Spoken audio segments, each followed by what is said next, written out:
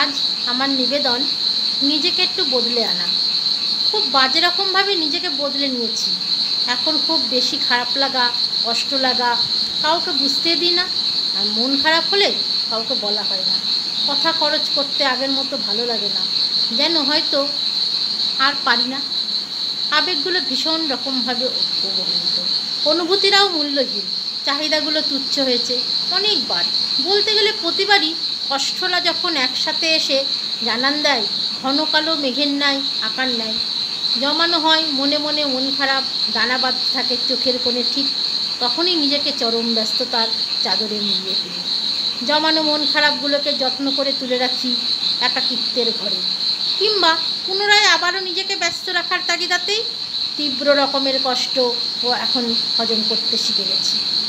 মানুষ বোধহয় সহ্য করার ক্ষমতা হয়ে গেলে তখন আর কোনো কষ্টই তাকে স্পর্শ করতে পারে না।